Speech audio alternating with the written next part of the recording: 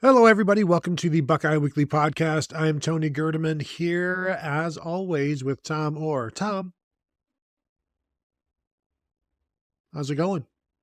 Well, Tony, we get to talk about the greatest sport in the world today, and we get to talk about how all the people in charge are doing their very best to ruin it in the name of making just a little bit more money. Tony, I'm great. How are you?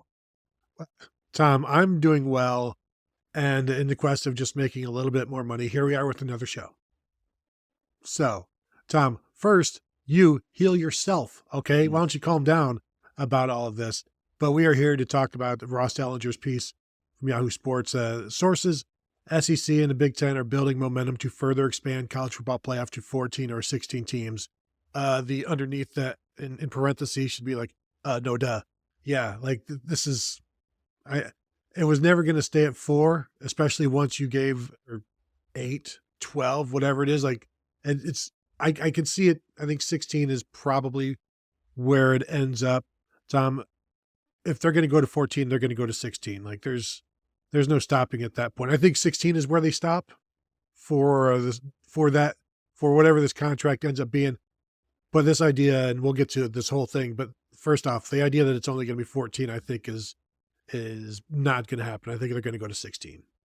Yeah, this is all operating. This all falls under, if you're familiar with the great work of literature, if you give a mouse a cookie, that's basically what the college football playoff expansion is going to be. It's like, well, if you give them 4 teams, they're going to want 8. And if you give them 8 teams, they're going to want 12. If you give them 12 teams, Tony, everything in college football right now is being done by what can give us more money. And, you know, I kind of understand it with regard to the house settlement and all the yada, yada. There's lots of money that's got to go a lot of places. Yada, yada. We get it. Okay, great.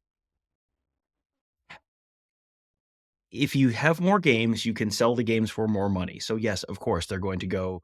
I think I would be pretty surprised if they stayed at 14 here when they could just go to 16, because why wouldn't you go to 16 if you can go to 16? Because that's 2 more games you can sell, and it's two more TV broadcasts you can sell, and you can make a little bit more money. And so, yes, they're going to stop at 16 right now. Tony, do you know how many teams make the FCS playoffs every year? Is it 32? It's 24. There's 8 teams get a first round bye, Tony. What's your level of confidence that there will not be a 24 team FBS playoff by the year, say 2040 or so? Well, let's see what money gets made. You know, that sort of thing. Like, what does cable, what does streaming look like? But if the money is still being made, no, they're not going to stop at 16. Like the next contract, or you know what? Is there a clause in this next contract that says we will revisit it, like there was in the first college football playoff contract? Like after a certain number of years, we're going to revisit this, and they're always going to want to revisit things, Tom, but not to go backwards, only to go forwards. We're not going to revisit it to get less money, only to get more money. And so we'll dive into this Ross Dellenger thing because it comes on the back of the agreement that basically the SEC and the Big Ten now run everything, and the Big 12 and the ACC just have to go along with it. And one of the bits about this from the report is that the Big Ten and the SEC and whatever this new playoff would be would get 4 automatic berths each, both the Big Ten and SEC. So right there's 8 of your 14 or 16, and then and a move of acquiescence. The Big Ten, the SEC are like, Big 12, ACC, we'll give you each 2 automatic qualifiers. You can, that may be more. Like you could get some of these at-large teams. You could get in there, and of course Notre Dame if they're in like the top 12 or whatever they would be in, and then there's still room for an automatic qualifier. And I think, and I've said this before, one of the questions I do eventually want to ask Tony Petitti at one of these Big Ten Media Days is, why is the Big Ten and the SEC demanding auto qualifiers? What about that is good for college football? Because this is something that is good for the Big Ten and the SEC. What about this is good for the sport at large? Tom, can you help me understand that? I can help you understand it, and I'm going to have to paraphrase a Dave Chappelle. This is one of these things where it's from the Chappelle Show, and it's Dave Chappelle, and he kind of pumps his arms, and I'm going to paraphrase him. I'm going to say, because screw them, that's why. That's not exactly the word that Dave Chappelle used, But that's the answer. Now, that won't be the answer that Tony Petitti will give you because he's a professional, but that's the actual answer because the SEC and the Big Ten, according to the Dellenger article, this is something we've had certainly heard for a while, Mhm. but I don't think I'd actually seen it actually written on a credible publication where it's like, oh well, and the SEC and the Big Ten basically said, yeah, well, unless you want us to just leave and make our own playoff, we can take our ball or go home, or you can just let us be in charge of everything and you can just take whatever scraps we give you. And, again, I'm going to paraphrase something that, we can't say exactly, but what rolls downhill, Tony. It's water, but it's other stuff too. And yeah, the Big Ten and the SEC, they get 4 auto bids each. Isn't that great, Tony? Everyone gets a trophy. That's wonderful. And then the ACC and the Big 12, well, they get 2 each, and that's not as good, but it's okay. And then the whole rest of the country, well, they're going to get 1 automatic bid every year, Tony. That whole other half of the sport, is that good for the whole other half of the sport? No, it's not. And this is one of these really wonderful short-sighted, well, we're going to make the stunk price go up this quarter and that's how we're going to run our business. And like, you can look at the health of the overall sport, but why would you do that when you could pump your arm and say, because screw them, that's why. Well, and I think one of the reasons they want these automatic qualifiers is because there are some years where they're not going to get as many as they'd like, or things would be the records would be down, whatever. But in general, this is generally what they end up with, like in a 14 team playoff, whatever.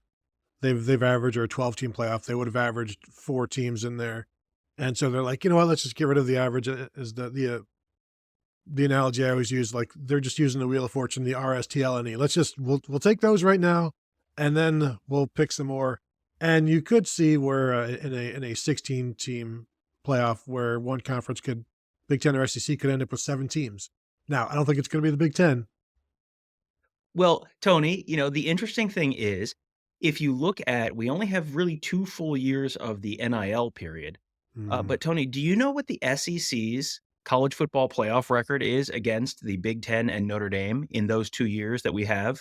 The I current ha- members of these conferences, because we're aligning these things based on the current membership. So even if some of these games happened before the members were, teams were parts of the current conference, do you know what the record of the SEC is over the last 2 years against the Big Ten and Notre Dame in I the saw you college post it. football playoff?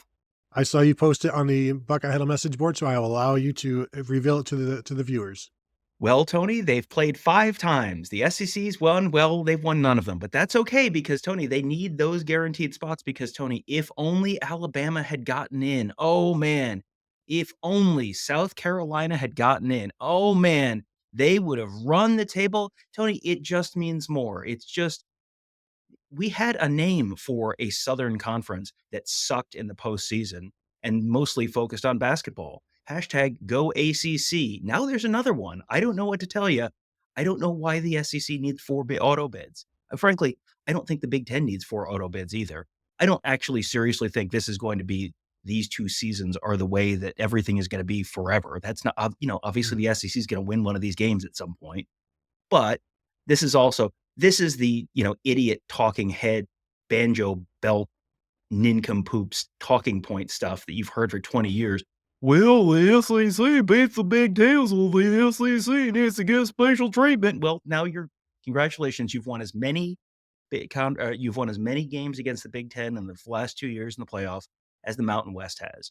Should you get one auto bid? I mean, listen, you've won as many as they have, so it's the idea that you need to be insulated Mhm. from, potentially you might have one down season at some point. You have to be locked in to force it. It's like, it reminds me so much of the baseball team owners, the pro sports team owners, where you have to build me a stadium and I get to keep all the profits, but I don't want to spend the money. But and then when I get to sell the team based on the fact Mhm. that I have this shiny new stadium, well, I get to keep that money too. But boy, it would be a real shame if you lost all the tax revenue from the parking lots around this stadium. So really, you really should insulate me from any of the kind of downside and allow me to get all the upside. Is there a conference cap? You can only have so many. No, not in so many words. There's only so many at-large spots, but you could theoretically get all the at-large spots. You don't need to cap them, Tony. You just need to have a floor. Why? Because, is it based on on-field results? No, not really. Is it based on, that these teams are, have this incredible, Ole Miss has this incredible college football playoff history that you have? No, it's just, well, I'm the one who is, I get to tell you what the rules are. And so therefore these are the rules. And, because screw them, that's why. Like that just like every single line of this, you just read it and it's like the end of it is just because screw them, that's why. And it's not actually screw them, but it doesn't matter. What gets me, like the thing that I looked at and I just kind of, I'm just going to pull it up. Like this is all like they're going to have their thumb on the scale and everyone's going to get their everyone's going to get their magic number of things. It's like, well, boy, this is really going to reduce the impact of the committee. But the committee itself is also under, sort of under the guidelines of the SEC and the Big Ten. So even, the rankings, like, okay, well, the SEC and the Big Ten are the ones who are going to be sort of in charge of this whole thing. So, if you want there to be a committee, Tony, I'm gonna stay in Big Ten country and we're gonna go from the Banjo Belt to New Jersey right now. Nice committee there, Tony. You got there.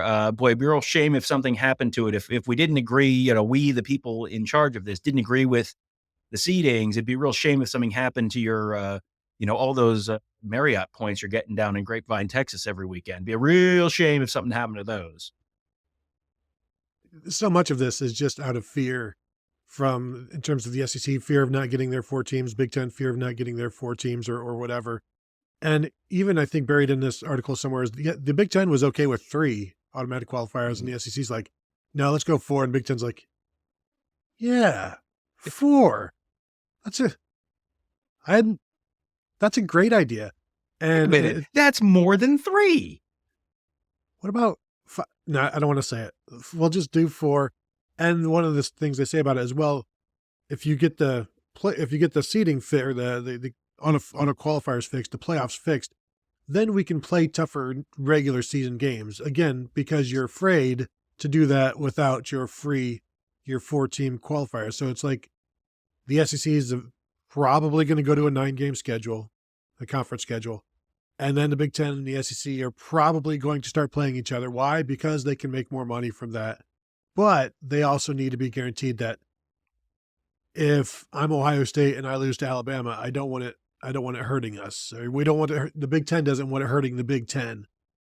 And it's like, well, I mean, there are ways to get around it, and that's by being one of the top 15 teams in the nation in the playoffs moving forward. And if one of the auto qualifiers is one of those top 16, then you also only need to be one of the top 16 teams and you're going to get in. Like, there are ways to make the playoffs. And the idea that you could be the number 19 team and you play your way in or whatever, is, again, I think this is the fear-based factor of the auto qualifiers is key, and you all want that money, and that's great. One of the interesting aspects is that makes sense to me in all of this is completely changing championship weekend with the conference championship weekend, which is getting rid of the conference championship games altogether, which you should, because at this point they're as much a punishment as anything. So this is something that we've talked about before, I think, but in one proposal, and this is going to be up to the conferences to decide. But one thing that I do think is interesting is where you could have the top 2 teams in the conference. Just the conference is saying you're 2 of our auto qualifiers, and then the 3rd place team plays the 6th place team on championship weekend to get into the playoffs. The 3rd place team or the 4th place team plays the 5th place team to get into the playoffs. And basically, you now have your top 6 teams all make the playoffs. It's just 4 of your teams are doing a play-in. And now you've doubled your number of conference championship games, because, again, these games at least mean something because you're playing for the playoffs. And had they done this year, you almost could have had Ohio State hosting Michigan at night to make the playoffs. Like a week after losing to Michigan at home and destroying your season. So, like, that is an interesting aspect to it. I'm okay with adding these kinds of games because it's interesting and you're playing for something because the conference championship games have kind of lost their worth with this expansion to in the playoffs.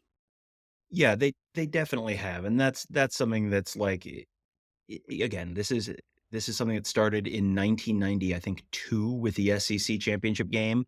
What was the call? You know, what was the reason they wanted to create an SEC championship game? Was it the noble competition of sport? Was it the together brotherhood of the Tony? They wanted to sell TV inventory, and guess what? They did, and that has happened. That has worked great for a number of years. There's no way it's just going away because why would you give up money? So Mhm. yeah, all of this stuff, it's like that in and of itself is fine as long as those are like strict play-in games. And if the number 3 team loses, like, sorry, you're out, man. Like, I don't know what to tell you, you're out.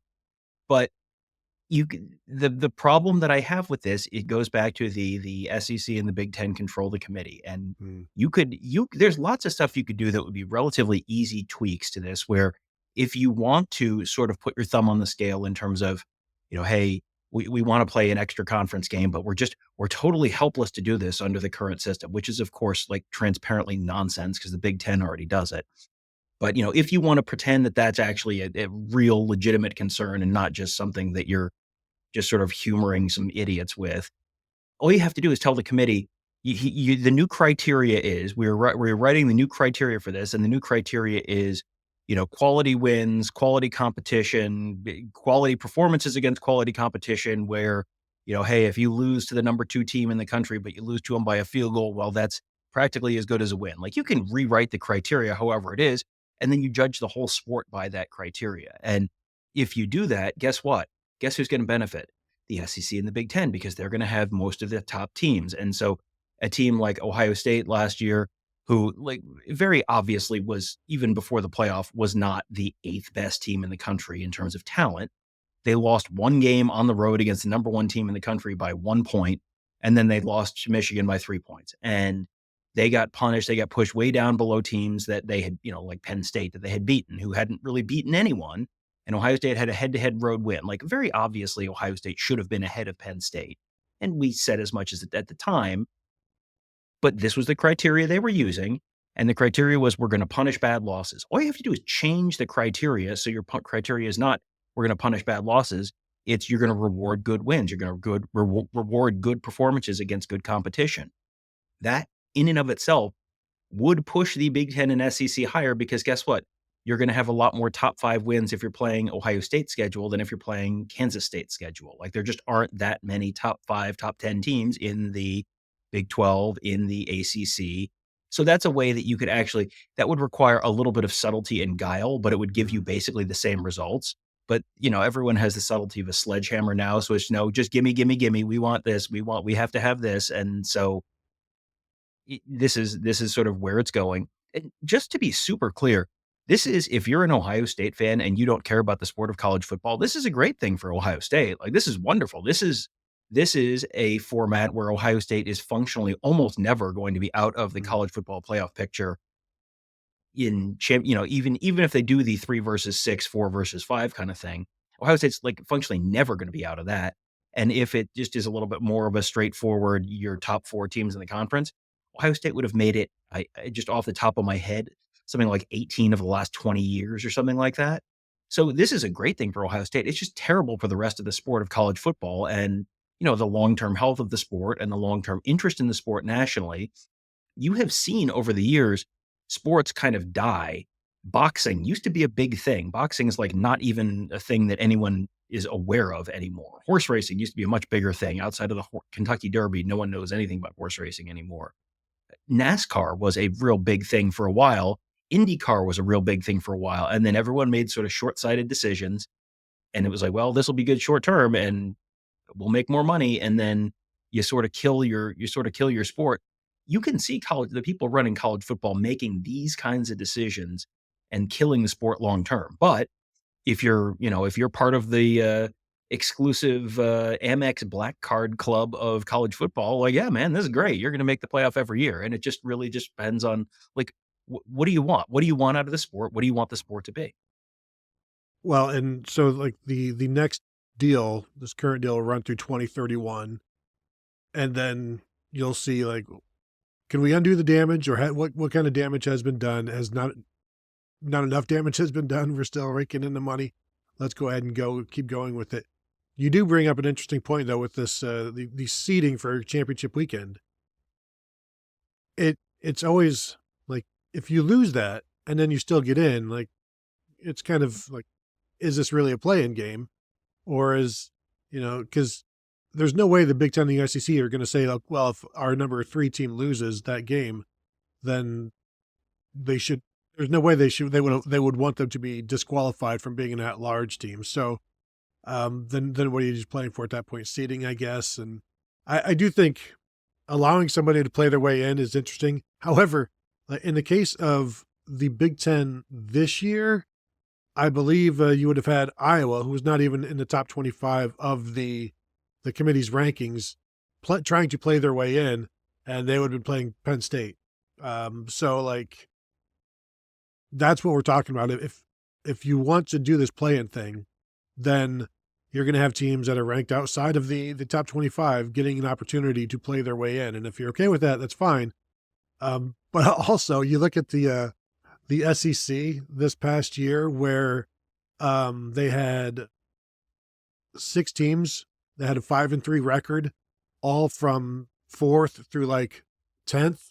Like, good luck with those with those tiebreakers and figuring all of that out, because you also can't just go with what the committee says, because the committee could be completely different than the head-to-head matchups, and the committee would have to expand their rankings basically. And not that that'd be any big whoop, but there are some things where, yeah, you want stakes, but only so far. And I think play-ins are great, but I almost feel like they should have to be play-outs as well. I think that's kind of what you were saying. Yeah, I think that has to be a real philosophical change from what it was this year in the first year of the 12-team playoff, where the committee came out and said, basically, we will not punish a team for losing in the conference championship game. So then you're going in a no risk position if you're the 3 seed in the SEC, because the 3 seed in the SEC is, almost certainly going to be in, even if they don't get one of the 4 auto bids. So you could be in a basically sit out kind of position, because, why would you risk having guys play if in a game where you don't have a conference championship on the line? You don't, you have a spot, but if you're the 6th seed, if you're the 6th ranked team, you're the 3rd team in the SEC, and you're the ranked 6th in the college football playoff rankings, and they're not going to punish you for losing. Like, well, why would you risk anything? Like, go ahead. And so, realistically, because Tony, the reason I know that they're going to have to put these teams in some jeopardy is because otherwise it won't be a compelling TV product. So that's the actual reason why those teams are going to have to be in some jeopardy. The first time someone falls out of the rankings after losing one of those games where they would have been in beforehand, that'll be the end of the world, in the same way that it was the end of the world that South Carolina didn't get in this year. This is just one of these things where the actual best way to do this, you want much more drama than a conference semifinal or whatever you want to call this, conference play-in weekend. I would like to have a meeting of the conference commissioners and all the athletic directors, and I would like that televised. And I'd like the committee to say, SEC, you get 5 bids this year. You can choose whoever you want to have in there. You're going to have a 3-hour telecast. It's going to be live.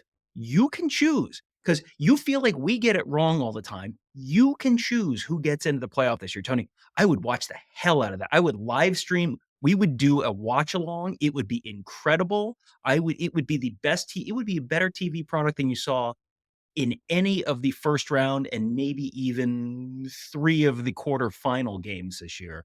That's the way to do it. Now, will they do it? No. Why? Because they're cowards. But Tony, that's the way to do it. They would have to do it from an undisclosed location, or else a 3-hour broadcast would turn into a 3-day, sorry, we're going to have to break again for another bomb threat. We're going to have to leave the building. We will try to What be back within what 2 hours. why did someone poison all the trees outside of this hotel? Too much Bama in them. That's why. So Roll yeah, Tide. like, I mean, that would be fascinating to see where the conference like thinks that you rank. Again, that will never happen. But if it is a play out thing, then you're pretty much locked into 4 teams from each conference, and because I don't think with the seventh team is necessarily going to have any kind of argument.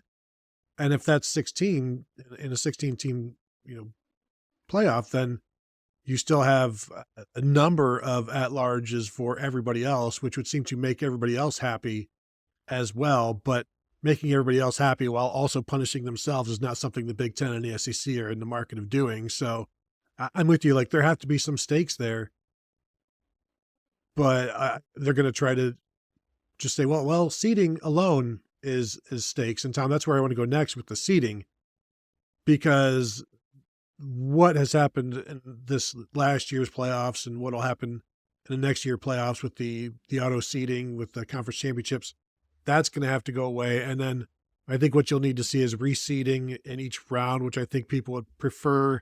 That way there are some, like, seeding does kind of matter, because when you look at Oregon, who goes undefeated, is the number 1 ranked team, and their first playoff game, they're an underdog and they get killed. Like, what kind of reward was any of that? What kind of reward was the seeding? What kind of reward was winning the Big Ten?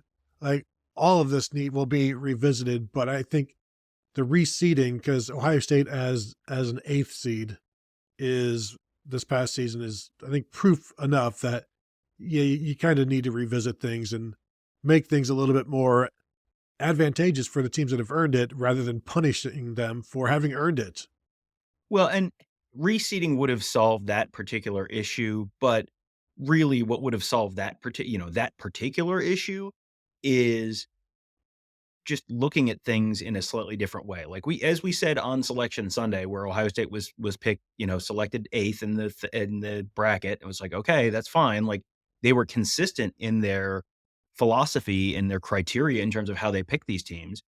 It wasn't the criteria I would have particularly looked at, and I don't think it's a criteria that rewards teams for doing the things you would want them to be rewarded for, which is playing good games and playing high quality opponents, because it rewarded Penn State, who had really one difficult game during his whole regular season and lost it at home. And they got rewarded ahead of Ohio State, who went on the road to number 1 Oregon, played a much tougher game, lost by 1, won at Penn State, beat Indiana, and then you go through and it's like, well, why did Indiana get in? They didn't play anyone. It's like, well, that's the committee. The committee decided that as long as you don't lose any bad games, you're in, which is, frankly, like, if you go undefeated, you should get in, and then you should get in with a relatively low seed. I didn't mind where Indiana was seated. I had an issue with where Penn State was seated. Like, that was the one, and they ended up with a much easier road to the semifinals than Ohio State had, or than Oregon had. And, believe me, the biggest argument against reseeding is, yeah, but it was really funny what happened to Oregon in the playoff. And, as I'm sure there's Oregon fatigue, as Oregon is like the sport's main character and they can't stop telling you that they're sport's main character. 34-0 in the second quarter is extremely funny, Tony. Like, that was objectively hilarious, because screw them, that's why. But that's, I think you have to look at, on the whole, you do want to kind of reward people for the best regular season and for having a strong resume in the regular season. You need to not, walk into this by saying, okay, which teams do we want to see in the final? And then how best do we get that? I think you need to be looking at this in terms of the whole health of the sport. What would be best for the sport? What would be best for the sport would be more good games, more compelling games during the regular season. And that incentivizes you to play tougher competition. How can you incentivize teams to play tougher competition? By changing the criteria that you're using to select the teams. That's something that, according to this article, is something the Big Ten has the oversight over the committee. So the Big Ten can just tell the committee, great news. Now you're selecting the teams. You're not, the way it reads right now is like, well, they're going to be selecting them by zip code. It's like, that's not, you can just tell them to select the teams based on here's the when you say best teams or most outstanding teams, who has the best resume, the most, the best combination of wins and close losses or whatever metric you want to use against the best opposition. And that those should be the teams that are rewarded. And then you set up the thing to be reseeded and put those teams in as advantageous a possibility as you can. And that sets up a much better and much more exciting and much healthier college football regular season. And yeah, it incentivizes the SEC to go to 9 games because Mm. if you get rid of one of those nonsense, right now they're playing, some of the teams play like an in-state rival. Kentucky will play Louisville, or South Carolina will play Clemson or whoever. But there's a bunch of those teams that also are not doing that. It's just like, oh, let's play Lamar 4 times.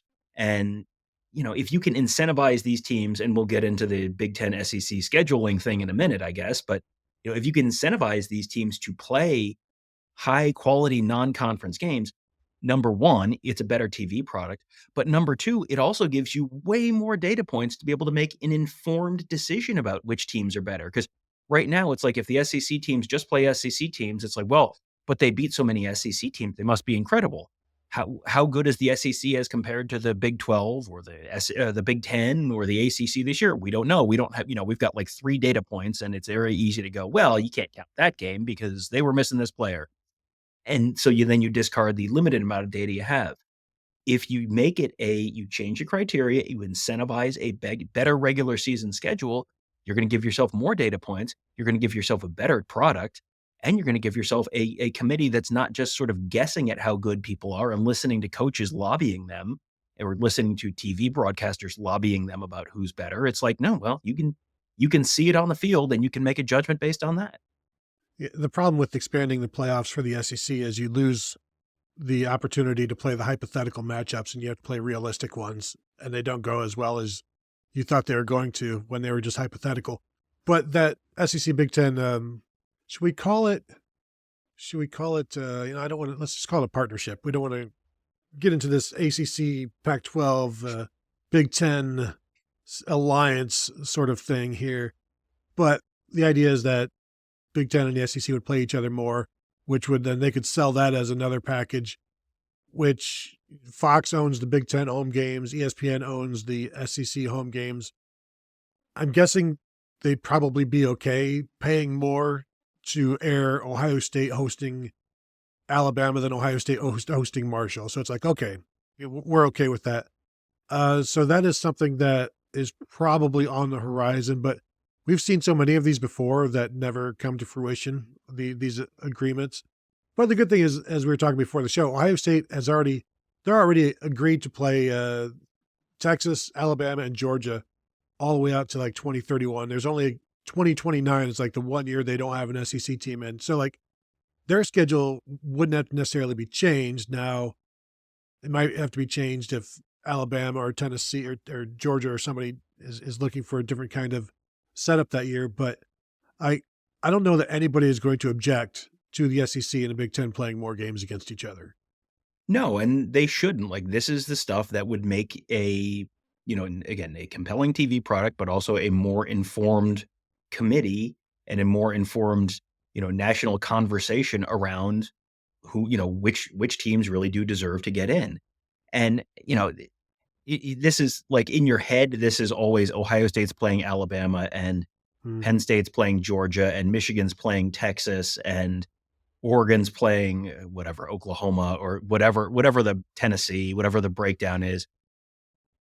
You could make this the full, like, old Big Ten ACC challenge where you've got, it also means Mississippi State's playing Purdue. And you know what? That's kind of interesting in and of itself. Like, because a lot of these conversations, as you said, like the SEC is undefeated in hypothetical matchups over the last 30 years. No one has ever been better or deeper. And when the results on the field don't matter, it's, well, you can't look at an Outback Bowl and feel like that's a valid data point. That's not, that doesn't count for anything.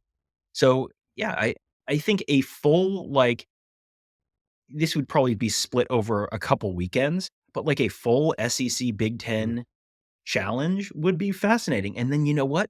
Do an ACC Big 12 challenge. Like that would be fascinating. Like let's have some some cross conference data points and be able to make some more informed decisions and also have more interesting TV. It's just you could split those between weeks 1 through 4 of the schedule and just have like half of each conference's thing on each of those weeks. That's a heck of a lot of helmet games between these conferences. You'd end up with a lot more interesting product, but you'd also end up with like the Big Ten ACC Challenge. So much of that was based around like get the conference rooting interest going. And, how do you get Ohio State fans to care about a Purdue North Carolina game? Well, you give them a trophy and you make this is part of the ACC Big Ten Challenge. You could do the same thing. You could create a much more compelling TV content for all of these networks. And, think about how boring some of those early season weeks are. Like, was it week 2 last year? Week 1 last year wasn't very good. Fox had Ohio State and Akron as their big noon game last year on week 1. If that's Ohio State versus, well, let's just move forward to this year. Guess what? That's probably going to be Ohio State versus Texas this year. If you could do that every year, like, yeah, that'd be really fascinating. And Ohio State's not the only team with these teams scheduled. Michigan, I know, they have the back half of their home and home with Texas coming at some point in a few years, but I think they've got a home and home with Oklahoma coming this year and next year. Like, yeah, do more of those. Like, you should want as a fan to see your team play more interesting games and fewer of the kind of boring games. You should want to go see those games in those team stadiums, like the Chick-fil-A kickoff classic, whatever, like that's fine, but it's a hell of a lot more interesting if you're going to the opposing stadium for a home and home. This is a way to do that.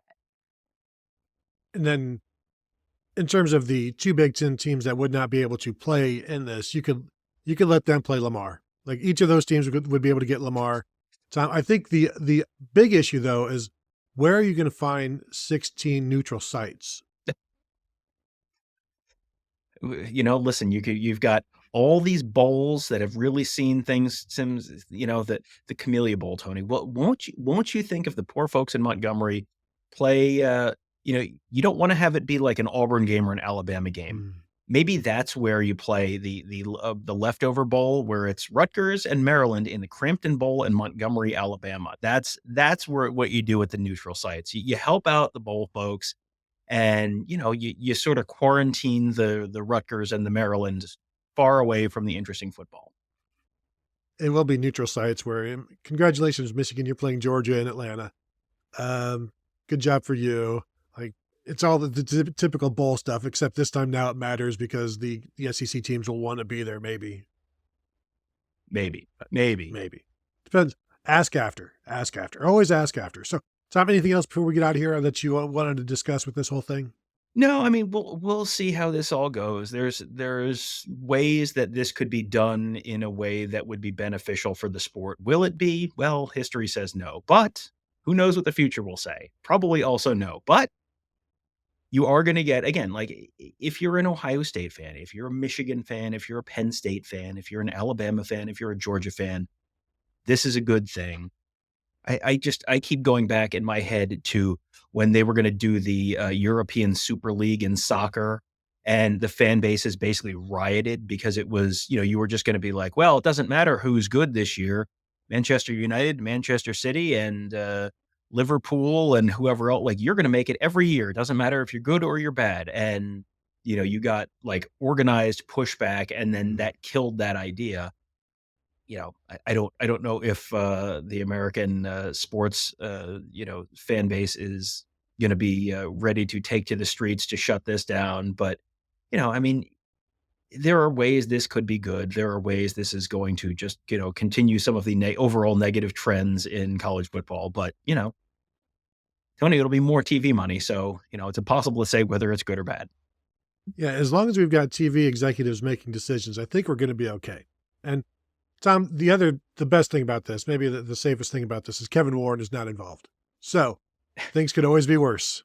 Neutral site game in Soldier Field, and then you can get Kevin Warren involved too. Listen, who says no? I mean, other than me and probably you.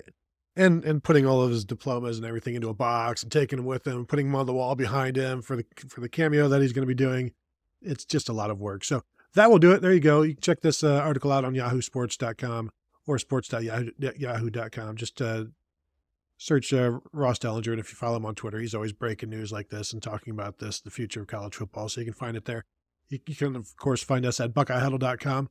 Sign up now, become a member. Just $4.99 for your first month. And if you're watching this on YouTube, go ahead and give us a thumbs up and hit the bell to be notified when we drop shows. And if you're not yet subscribed to the channel or the site, do both and help yourself out, help us out as well. So thank you all for tuning in, and we'll talk to you guys later.